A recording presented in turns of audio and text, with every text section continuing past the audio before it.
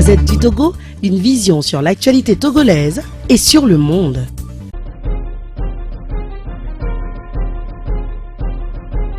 Je n'ai pas le temps de remercier parce qu'on est nombreux, donc je vais directement. Alors je voudrais commencer par une mise au point et finir sur une question et une remarque. La mise au point est adressée à M. Ferdinand qui a parlé de cette histoire de cadenas. C'est peut-être, comment je vais dire, plaisant, mais comme il est formateur, il sait que personne ne forme pour directement donner un emploi. Ça a été un procès fait toujours aux écoles, au système scolaire. Aucun système de formation ne forme pour un emploi. On prépare pour que la personne trouve un emploi, mais on ne prépare pas pour un emploi.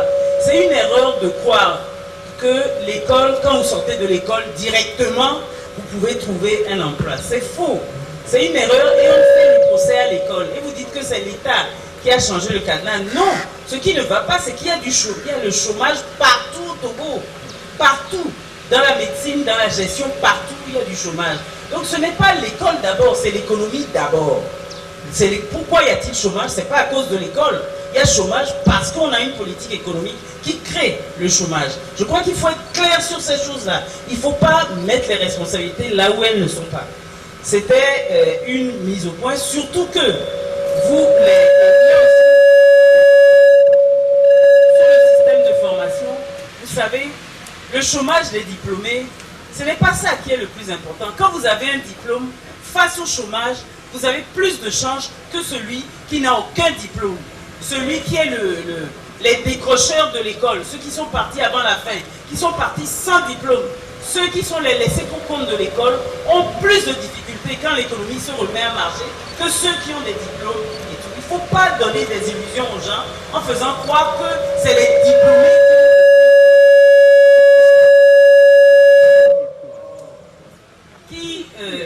c'est pas vrai. Ce ne sont pas les diplômés qui ont plus de problèmes de chômage. Donc c'est une mise au point. Et ce pourquoi je dis ça, c'est pour adresser une question à M. Adoyam. Les expériences d'aide aux jeunes, d'aide aux jeunes pour créer un emploi. Je crois que vous les connaissez. On en a fait dans les pays d'Afrique. On a financé des gens même.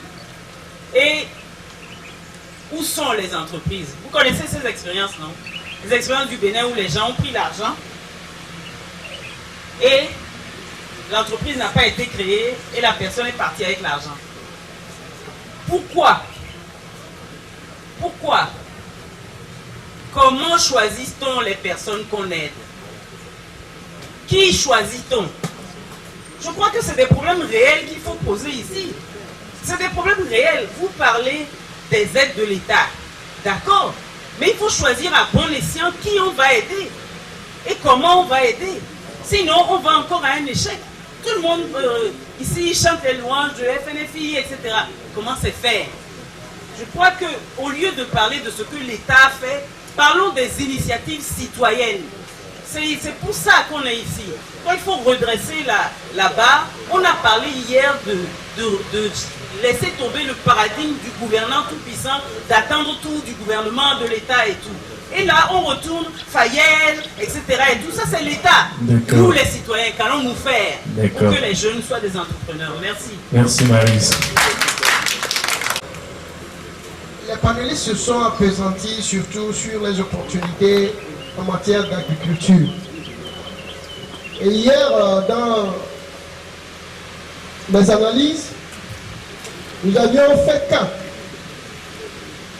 du fait qu'il y a des nantis qui aujourd'hui, dans notre région ici, se sont accaparés des terres, de bonnes terres.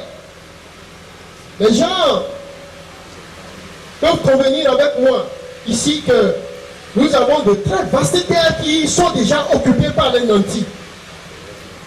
Les jeunes du milieu qui ont été à l'école et dont aujourd'hui on leur donne cette opportunité, n'est-ce pas, d'évoluer en agriculture et dont les parents, par le fait de la paupérisation, ont vendu tous les terres et très moins cher nantis, non pas pour les cultiver, non pas pour les mettre en valeur, mais ils les ont gardés pour que cela devienne très cher pour qu'ils lotissent pour les revendre pour des constructions.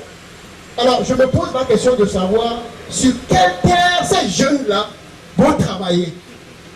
Je vous remercie. Merci. Je serai précis, mais certainement pas bref. Non, il vaut mieux qu'on soit clair tout de suite. Premièrement, en ce qui concerne l'ANPE, je remercie tous les intervenants. En ce qui concerne l'ANPE, j'aimerais que M. Adoyon nous précise encore un tout petit peu ce que fait l'ANPE. Moi, personnellement, je suis responsable d'une association, APROD, Association pour la promotion de la dignité et des droits de l'enfant par l'éducation, qui éduque les enfants et puis leur permet de faire de leur scolarité, l'éducation jusqu'à un certain niveau, notamment les enfants démunis. Et dernièrement, nous avons décidé d'aller plus loin. Il y a 5 ans, nous avons décidé d'aller plus loin parce que les laisser à la porte après le bac, ça ne signifie rien. Ils n'ont rien véritablement entre les mains. Bon, donc on a poursuivi un peu et on a eu des jeunes qui sont sortis, déjà qui ont eu leur diplôme, qui sont revenus nous voir, certains de notre système, certains que nous suivons. Nous les avons envoyés pour la plupart auprès de l'ANPE. Non seulement pour éventuellement trouver de l'emploi, mais également pour les orienter. J'en ai envoyé une quinzaine depuis 2014 à ce jour. Aucun d'entre eux n'a trouvé un emploi. Et aucun d'entre eux n'a pu créer un emploi. Et à chaque fois qu'ils reviennent me voir, ils disent que bon, ils sont promenés un peu à gauche et à droite. Ce qu'ils ont déposé, ils n'ont pas véritablement de conseils. Ça me pose des problèmes, surtout que celui qui dirige l'ANPE aujourd'hui est un ami que je connais très bien. Je ne sais pas exactement comment l'ANPE s'emploie, comment on peut, nous qui sommes dans ce domaine-là, orienter nos enfants vers vous, et qu'est-ce qu'on peut leur dire d'attendre de vous. C'est très important. Il y a le problème d'accaparement de terre qui vient d'être soulevé par quelqu'un. C'est vrai, l'accaparement de terre dans la région des plateaux est un gros problème pour nous depuis que le café cacao a été tué. Depuis qu'on a tué la filière café cacao dans le Cloutot, les gens préfèrent vendre leurs terres. Dans le temps, nos parents, c'est le café cacao qu'ils mettaient sur leurs terres et les terres étaient conservées. Aujourd'hui, les gens préfèrent vendre. Alors, dans le cadre de l'association Bâtir le Togo, moi je suis venu rencontrer les chefs traditionnels ici. Je leur ai fait une proposition concrète pour laquelle mon cabinet est prêt à les aider bénévolement. Nous ne vendrons plus nos terres. Ce que nous allons faire, si quelqu'un cherche des terres chez nous, pour faire des activités, nous louons les terres. Et moi, je suis prêt à vous écrire les contrats tout le temps, mais sans prendre un rond chez qui que ce soit, parce que j'en ai marre de voir nos terres aller vers des gens qui ne sont pas de cette région, qui n'en font rien, et qui attendent, comme l'a dit le monsieur tout à l'heure, pour que le moment vienne qu'ils le lotissent et qu'ils vendent. Et pendant ce temps, nos enfants, les enfants de nos enfants n'auront plus de terres cultivables demain. Donc, je crois qu'il faut peut-être insister sur ces idées, sur cette façon de faire, et aider les paysans à comprendre que ce n'est pas forcément en vendant leur terre. Quand ils le vendent une fois pour de bon, c'est fini. Mais quand ils louent, demain ça leur reviendra encore. C'est très important, vous qui êtes dans ces domaines-là, notamment qui travaillez avec les jeunes, essayez de leur vendre cette idée. En tout cas, je vous le dis, moi, mon cabinet est prêt à faire les contrats, les bails, bénévolement pour toutes les personnes qui souhaiteraient le faire. Nous avons parlé beaucoup d'engrais aussi, des intrants. Les intrants. Vous savez, quand j'entends parler d'intrants dans nos pays, notamment des engrais et autres, j'ai des inquiétudes. Parce que ce que nous importons dans nos pays et que nous utilisons aujourd'hui, c'est ce que les Blancs sont en train de refuser. Nous sommes en train de détruire nos terres en utilisant ce que personne ne veut plus utiliser ailleurs. Les Blancs ont utilisé les engrais aujourd'hui, ils sont au bio. Nous sommes au bio, nous voulons partir aux engrais. Et nous sommes en train de détruire nos terres. Quand vous allez sur le terrain, ce sont des choses sur lesquelles il faut sensibiliser nos populations. Le pire, c'est que nos populations utilisent les engrais qui sont les plus toxiques du monde aujourd'hui. Et nos gouvernants permettent que ces engrais viennent chez nous parce que certains prennent de l'argent ou bien certains les reçoivent, les achètent moins cher et pourront les écouler et nous tuons progressivement nos populations. Après nous dirons que le cancer s'est installé chez nous, c'est nous-mêmes qui l'avons importé chez nous. Vous avez également parlé des banques, du FNFI et autres. je crois que sur ces plans-là aussi, il faut faire des analyses concrètes. Madame Maryse a dit tout à l'heure que à qui on donne ces aides-là, à qui on prête cet argent-là, est-ce que c'est un club fermé d'amis qui bénéficie de ça? Il faudrait que vous ne vous atteliez pas uniquement à féliciter le gouvernement, mais qu'on amène le gouvernement, si tant est qu'on doit utiliser les fonds publics pour faire ce genre d'activité, à le faire vers les gens qui en ont véritablement besoin, qui peuvent s'en servir. Et sur ce point, les taux qu'on applique me semblent excessifs. Nous avons d'abord, dans le domaine des banques, les taux sont prohibitifs. On nous a créé des microfinances avec l'idée de ramener les finances, le crédit aux plus pauvres. Vous avez des microfinances qui font des crédits à 17%. Qui pourra s'en sortir? 17-18%, qui pourra s'en sortir? Je regrette. Moi, j'ai fait beaucoup de pays étrangers. J'ai emprunté aussi bien aux États-Unis qu'en France. Je n'ai jamais emprunté à 5%, pardon. Jamais. 3%, 3,5%, 4%, 4-5%, c'est le taux le plus élevé auquel moi, Jean Débit, j'ai emprunté de l'argent. Je viens dans mon pays où les gens sont plus pauvres et on est à 18%, 19%. Comment est-ce que les gens peuvent emprunter de l'argent? Ils ne peuvent pas. Nous devons beaucoup travailler sur tout ça, surtout les microfinances qui sont chez nous. Nos banques sont finalement devenues, avec les microfinances, sont devenues des faiseurs d'argent plutôt que des prêteurs d'argent. On prend l'argent, on va aller placer en DAT, on fait des taux excessifs, on les garde dans nos caisses, on ne veut pas prêter, et quand on prête à des taux qui sont tellement élevés que nos populations ne peuvent pas supporter cela. Ce sont des choses sur lesquelles nous devons nous pencher et penser également au fait que chez nous, la mentalité est faite de telle façon que l'endettement est une honte. L'endettement chez nous est une honte. Quand vous allez dans les pays comme les États-Unis et autres, c'est l'endettement qui fait fonctionner les économies. Les gens empruntent, ils utilisent, l'argent est investi, l'argent est intégré ou injecté dans l'économie, et c'est comme ça que l'économie fonctionne. Chez nous, la mentalité est qu'on ne veut pas s'endetter, on a honte, et de l'autre côté, les banques préfèrent conserver l'argent dans leur caisse plutôt que de prêter cet argent-là. Il est important que dans ces différents domaines, au moment où nous voulons ramener les choses à notre niveau local, que nous puissions essayer de travailler sur ces aspects. C'est fondamental. Et quand je parle de mentalité, je parle également de l'artisanat. Quelqu'un a parlé tout à l'heure du copier-coller. Ce n'est pas seulement le copier-coller. Vous formez un maçon, vous l'envoyez travailler, il ne fait que ce que son patron lui a appris. Il ne peut pas réfléchir autrement que ce soit. Il faut que notre éducation, notre façon de parler à nos populations, permette à nos enfants, à nos frères, de pouvoir innover. Je vous donne un petit exemple. J'étais sur un chantier la fois dernière. On a fait un poteau rond devant l'immeuble. Et le poteau rond est très proche de l'immeuble lui-même. Le maçon et le décorateur sont venus voir le propriétaire du chantier pour lui dire qu'il y a l'espace qu'il y a entre le poteau et l'immeuble est tellement petit, donc ils ne peuvent pas faire le crépissage du mur là-bas. Et qu'est-ce qu'il lui propose? Il lui propose de mettre un élément pour couler du béton entre le poteau rond. Mais quand même, c'est de la bêtise. Mais c'est de la bêtise. Alors qu'il suffit seulement que ce maçon et ce décorateur comprennent que ce qu'ils font ailleurs sur le bâtiment, c'est-à-dire utiliser une truelle avec leurs mains qui rentrent dans l'espace, ils ne peuvent pas le faire ici.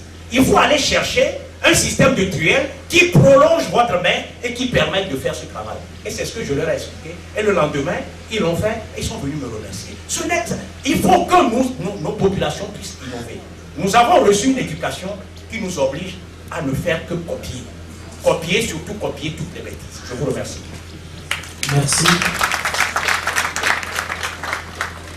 Minerie agricole. On en a parlé hier, mais aujourd'hui les panélistes sont revenus sur ça. Une petite anecdote. Lorsque j'étais à l'université, j'avais un ami qui vient du Cloto. Il m'a dit que ce qui l'a motivé pour obtenir son baccalauréat, c'est le fait qu'il sait qu'il ira à l'ONU et qu'il quittera le travail pénible de la terre avec l'amour et les machins. Je pense que quelque part, après son diplôme, s'il revient à la terre dans ces conditions, il sera difficile de travailler. Alors, la mécanisation de l'agriculture, qu'est-ce qui est fait à propos de cela? Je viens des lacs et lorsque je retourne chez moi, je vois que les pères, les hommes, ils travaillent toujours avec la roue, avec les méthodes archaïques et c'est pénible pour les jeunes. Alors, aux panélistes, est-ce qu'il y a des structures au jour d'aujourd'hui qui vulgarisent les motoculteurs, les tracteurs, dans cette zone à Palmé par exemple, et sur le plan national? Qu'est-ce qui est fait pour faciliter le travail de la terre? Sinon, s'il n'y a rien, nous allons encourager les jeunes. Vous allez nous encourager à retourner à la terre, mais c'est pénible. Moi, je l'avais fait quand j'étais petit. Et je voudrais que vous nous éclairez sur ça. La mécanisation de l'agriculture au Togo. Où en sommes-nous? Merci. Merci beaucoup. Service. Juste faire un apport par rapport à l'entrepreneuriat et plus particulièrement sur les financements. Mes prédécesseurs l'ont déjà dit. Je voulais surtout demander aux acteurs des financements, aux institutions, de ne pas faire ce qu'on appelle de la rétention d'informations. Surtout au niveau des microfinances, il y a certaines microfinances qui ont été choisies comme des partenaires terrain par des banques étrangères. Par exemple, il y a la Banque sociale américaine Kiva, qui fait des prêts à taux zéro aux micro-entrepreneurs. Et leur partenaire terrain, c'est la microfinance Asile-Assime. Je n'ai jamais vu la microfinance Asile-Assime dire que nous avons un partenaire qui peut vous prêter de l'argent à taux zéro pour les micro-entrepreneurs. Et le maximum d'emprunt, c'est 2 000 à 5 000 dollars. Vous voyez, ce n'est pas quand même si petit. Mais ils n'ont jamais fait la publicité. Quand vous venez, on vous balance 17%, 18%. Le second aspect, aujourd'hui, on est clair, c'est clair que les acteurs historiques ne peuvent plus jouer leur rôle. L'État est dépassé. Ça, il aura beau faire tout ce qu'il veut, il ne peut pas résoudre. Les banques sont trop structurées, trop protocolaires pour surtout les jeunes et les gens ruraux. Les microfinances, c'est le même problème. Aujourd'hui, comme l'a dit madame, il faut penser à des initiatives citoyennes. Ceux qui donnent les financements, ce n'est pas forcément les institutions. Nous tous, nous pouvons nous financer. Nous n'avons pas besoin d'aller vers une banque, vers une microfinance, vers le FAEJ ou la NPGF. Nous pouvons nous financer avec nos moyens. Et je parlerai du financement participatif, du financement par les proches, mais je ne vais pas aller aussi loin. Je vais juste donner l'exemple d'une initiative de l'OCDI, les CECI, les communautés d'épargne et de crédit interne. C'est quoi? C'est des groupes de 30 personnes qui sont dans les villages. C'est des villageois qui se regroupent par groupe de 30, qui cotisent 200 à 500 francs par semaine. Des villageois, pas des gens aisés. 200 à 500 francs par semaine. Et ils ont publié l'autre fois dans Togo Presse en 2019. Il y a la zone du Bas-Mono. Ils sont 52 groupes. Ces 52 groupes ont actuellement à leur actif 41 millions. D'une épargne de 2015 à 2019, ils ont 41 millions dans leur caisse, des villageois. Et ils ont octroyé des crédits à hauteur de 19 millions, sans passer par une banque, sans passer par l'État, juste eux-mêmes, parce qu'ils se sont mis ensemble. Quand vous avez besoin d'un prêt dans ces groupes, tout le monde se connaît. On est tous du même village, on est ensemble. Tu as besoin, on n'a pas besoin de te demander une garantie parce qu'on vit avec toi tous les jours. On sait quand tu mens, on te connaît en fait. Donc aujourd'hui, il faut aussi mettre en lumière ces actions. On ne doit pas toujours parler banque, État, microfinance. Il faut mettre en lumière ce que nous-mêmes on peut faire. C'est un peu ça aussi, comme il a dit, le changement de paradigme. Ce n'est pas le gouvernement qu'on doit regarder, c'est nous-mêmes en tant qu'individus. Et si on se met ensemble, je suis sûr que cette affaire de financement n'existera même plus. Donc je voudrais vous appeler à mettre en lumière cela, à dire les informations utiles. Donc c'est mon apport. Merci. Merci, Trois questions.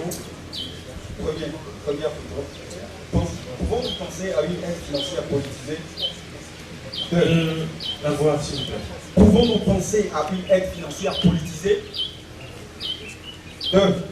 Comment s'autofinancer? 3. Que pouvez-vous nous dire sur cette situation? Je m'explique. On parle d'audace, vous avez parlé d'audace. Il y a un jeune, par exemple, qui introduit un projet d'entrepreneuriat à un ministère.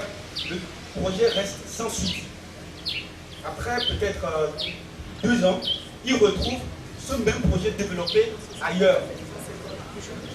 Qu'est-ce que vous pouvez dire sur cette situation?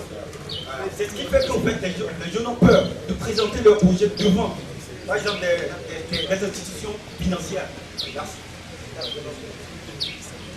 Merci. Merci. Vous parlez de l'entrepreneuriat et vous nous avez parlé des mécanismes et des dispositions mises en œuvre par le gouvernement, comme FAEJ. Combien de jeunes FAEJ a financé jusqu'à présent? Et quel est le bilan des entreprises financières? Merci. Au moins 4 hectares de bananes plantées. Sur incitation de nos amis de la FAEJ. D'abord, ils ne m'ont pas financé. Je suis parti vendre les techs que j'ai eu à mettre quand j'étais sur les bancs. J'ai investi plus de 19 millions de francs CFA. Mais aujourd'hui, mon plus grand problème, c'est le marché. Au début, il y avait eu des structures qui ont promis le marché. Monsieur, plantez seulement, quand le temps va venir, vous aurez le marché. D'abord, le gouvernement a des spécialistes au niveau du ministère du Commerce pour vous encourager. Tout a été promis. J'ai commencé, arrivé à un moment, je me suis rendu compte que je ne peux pas trouver du marché à mon produit. Je suis rentré au Ghana, il y a un syndicat et il te fixe le prix. Un régime de bananes plantées, c'est à 200 francs CFA. Je suis retourné à Lomé, il y a un syndicat. Le régime sera vendu à 500 francs. Parce que j'en ai beaucoup, et si je déverse tout ça là, au marché de Bossimé ou ailleurs, je vais casser leur prix. Donc je ne peux pas vendre. Je suis obligé finalement de commencer par vendre mes bananes plantains, peut-être à 700, à 600. Je vais chez telle dame, je dis je te livre 20 000 francs. Si tu peux, tu paies 10 régimes. Si toi tu veux, tu paies 50 régimes. Et c'est ce que j'ai fait. Je suis obligé, à cause de la colère, de détruire tout le champ. J'ai un ami ici qui peut témoigner, il est à côté. Je lui ai parlé de ce projet, il m'avait tellement encouragé, il est dans le domaine aussi. J'étais tenté de l'appeler pour lui dire, mon frère, il faut faire attention. Parce que non seulement tu vas détruire le peu que tu as, mais tu peux mourir d'une hypertension ou encore d'une hémiplégie. J'aimerais simplement, moi je suis déjà victime. Heureusement, je ne suis pas allé à la FUSEP pour prêter de l'argent. Mais j'aimerais vous demander, messieurs, de nous aider. Franchement, avant de produire, il faut avoir un marché. Est-ce qu'il y a des conditions aujourd'hui au Togo, d'abord qui nous permettent de chercher le marché ou encore d'avoir le marché? Pourquoi je dis ça? J'ai déjà contacté plusieurs personnes à l'extérieur qui me disent si c'est au Togo, c'est un peu compliqué parce que d'abord la douane va nous exiger certaines choses, le ministère du Commerce aura exigé certaines choses. On a déjà tenté par le passé, il n'y a pas la transformation. Si tu pouvais transformer tes bananes plantées en poudre et l'emballer et puis que le ministère de la Santé puisse mettre son visa et puis le numéro de série, j'ai tous les papiers. Permettez, messieurs, que tout ceci aille loin. Parce que nous ne pouvons pas contourner le gouvernement, mes amis. Nous disons tout. On dit qu'on peut entreprendre. Le gouvernement peut ne pas financer. Les microfinances peuvent ne pas financer. Mais il y a des choses, pour que ça sorte de ce pays, il faut que le gouvernement décide.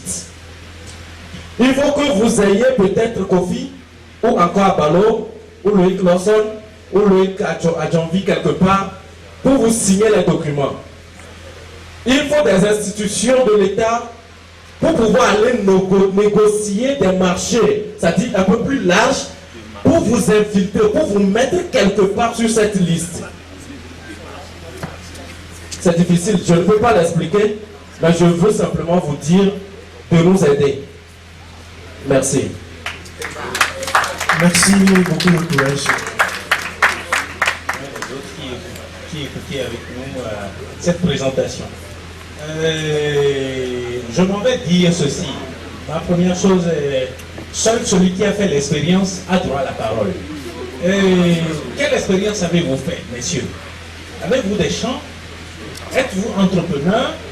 Et quelle étiquette avez-vous? Vous êtes directeur de tel ou êtes-vous ce que nous sommes et vous nous donnez des indications de ce que vous aviez fait également. Là, ça nous orienterait beaucoup. Mais si vous êtes autre chose, je ne perçois pas le grand tête que nous pourrons tirer. Parce que nous sommes tous passés à travers un canal. Quand nous nomme le cours préparatoire, le cours élémentaire, le cours moyen. C'est-à-dire, on nous a préparé, on nous a donné des éléments, on nous a donné des moyens. On se rend compte qu'à ce jour, il y a des cadenas comme vous venez de le dire. Et vous nous dites qu'il faut trouver un moyen de contournement pour les cadenas. Nous sommes entièrement d'accord, mais quelle est votre position? Vous êtes soit dans la posture que nous sommes, ou vous êtes en position charnière, où vous pouvez nous indiquer clairement des choses, ou vous êtes du côté du gouvernement. Excusez-moi, hein, si je dis du côté du gouvernement, excusez-moi, parce que les présentations qui ont été faites ont été formelles. Ça veut dire que ce que nous faisons ici serait détaillé dans un rapport au gouvernement. Ça veut dire que la position du cadenas va revenir. Et les formations entrepreneuriales que vous nous proposez, dans une mesure, vont devenir encore des copies-collées. Tout le monde va faire la même chose. Regardez un tout petit peu en arrière. Quand on a commencé à parler de l'entrepreneuriat, aujourd'hui c'est plus vulgarisé. On parle beaucoup plus de l'entrepreneuriat et tout ce que l'autre dit à côté, l'autre le dit également. Tout ce que l'autre entreprend à côté, l'autre l'entreprend également. Dans quelle mesure nous nous en sortons vraiment? Donc il faut que ce soit précis. Nous avons participé à maintes formations, à maintes réunions. Donc je dis, il faut que ce que j'ai en main, comme cadenas, comme calepin, il faut que je sache ce que je dois pouvoir mettre dedans. Parce que j'ai fait un déplacement d'un lieu à un lieu. Il faut que ce soit clair, que je sache que j'ai tiré quelque chose. Bien, j'en viens à la question des aides financières. Je ne vais pas préciser que ce sont des aides. Ce sont des discussions entre partenaires et partenaires. Bien, la question de la garantie est à préciser. Parce que lorsqu'on s'y met dedans, vient maintenant la question d'une garantie autre que la contribution financière, votre participation, votre propre participation, vient autre garantie. Soit ça doit être un terrain, soit ça doit être autre chose. Ouais, un tout petit peu. Donc, si la personne n'a pas cette autre chose, alors le dossier devient un dossier consécuté. Et c'est vraiment dommage. Ça ne nous donne pas une évolution dans ce domaine-là. Et il y a une troisième inquiétude, vous permettez. Bien, je crois que je vais laisser. Je crois que je vous remercie. Merci pour votre participation. Comme on a passé le temps, je ne vais pas aussi remercier. Mais je vais aller droit au but. J'aimerais demander le système de formation des jeunes à l'entrepreneuriat. Est-ce que ça tient compte du concept de vendre avant de produire? Ça, c'est ma première question. Ma deuxième question, c'est le café cacao dans le Grand Plateau, bien dans la région des plateaux ouest. Ça, les deux filières ont fait leur temps. Et tout le monde sait quelque chose. Aujourd'hui, ces deux filières, je ne vais pas dire qu'elles sont en train de mourir, mais elles sont à l'agonie. Et il faut des actions urgentes, énergétiques pour les ressusciter. C'est pour cela que le Conseil interprofessionnel des filières café cacao, dont je suis le secrétaire exécutif, a été créé en septembre 2014. Je vous informe qu'aujourd'hui, cette filière ont de l'avenir. Parce que nous les tournons beaucoup plus vers les marchés d'excellence. Je donne un exemple précis. Cette année, en février, nous avons exporté le cacao biologique en Italie et le prix négocié, c'est 1800 le kilo. 1800 le kilo. Avec les coopératives. À côté, il y a une société exportatrice qui n'est même pas togolaise, qui se dit encadrant des producteurs, qui leur a acheté le même produit bio à 1350 le kilo. Je veux dire, je ne suis pas contre l'entrée des étrangers au Togo. Mais qu'est-ce qu'on fait pour que ces étrangers donnent ce qu'on doit donner à nos grands producteurs pour vraiment les récompenser? Je vous remercie. Merci. La Gazette du Togo, une vision sur l'actualité togolaise et sur le monde. Rejoignez-nous sur le www.lagazettedutogo.com ou sur nos comptes Facebook, Twitter et YouTube. Pour tout contact, écrivez à contact@lagazettedutogo.com ou appelez le 92 80 88 53. La Gazette du Togo, c'est l'information en continu.